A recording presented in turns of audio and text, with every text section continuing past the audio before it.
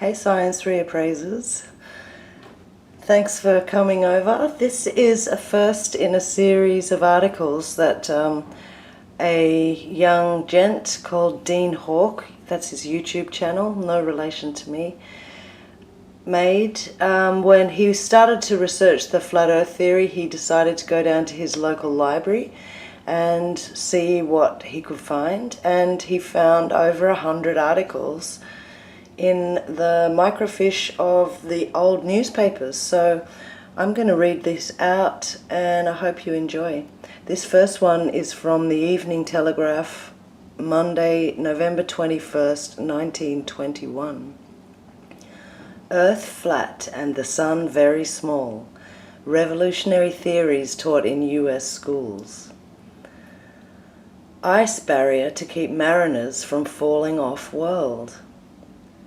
Revolutionary theories of a flat world and the absence of gravitation is being taught at the high schools of Zion, Illinois, USA, by order of the state's Board of Education.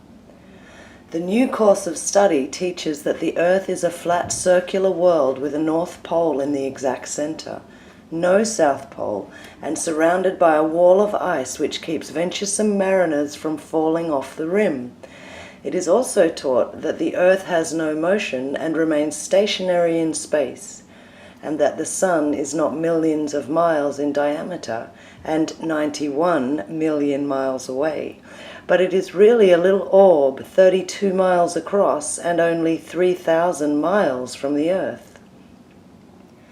The law of gravitation is held to be a fallacy by the State Board of Education, and Mr Wilbur Glenn Voliva, its president, says that when objects are thrown into the air, they continue to rise until the force which propels them is expended, and then fall back to the earth because they are heavier than air. A special kind of map is used in the schools to demonstrate the flat world theory, and it shows that the Earth as it would look to an observer directly above the North Pole, with the continents and seas projected onto a flat plane. As a result, the North Pole is in the center, and instead of a South Pole, the Antarctic regions are indicated by a white ring around the outer circumference of the circle. This ring, according to Mr. Voliva, is the ice barrier which keeps the mariners from falling off the edge of his flat world. A puzzle propounded.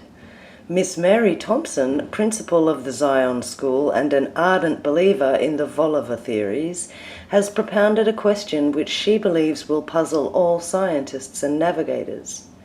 Showing on her flat map that the Tropic of Cancer, 43 degrees from the North Pole, was a much smaller circle than the Tropic of Capricorn, 47 degrees farther away, Miss Thompson says, navigators on a globular Earth would find, if they were to sail completely round either of these tropics, that they would be identically the same length. On a flat Earth, however, the Tropic of Capricorn would be much larger than the Tropic of Cancer, and would take much longer to sail round because of a flat Earth. Cancer would be nearer the center or North Pole. Why not some of the globular Earth believers try sailing round the two tropics and find out whether or not we are correct? The globular people certainly can't prove curvature of the Earth. Miss Eva Baker, teacher of geography, demonstrates to her class that the sun is only a comparatively tiny orb. If the sun was as large as it is said to be, she says, it would light up the whole world, instead of confining its hottest rays to a 3,000-mile wide belt between the two tropics. Both teachers say that their pupils grasp the theory of the flat world readily and accept the theory because it appears to them as rational. Very interesting. So, in 1921, the sun was apparently 91 million miles away, and since then we've added 2 million miles to that figure.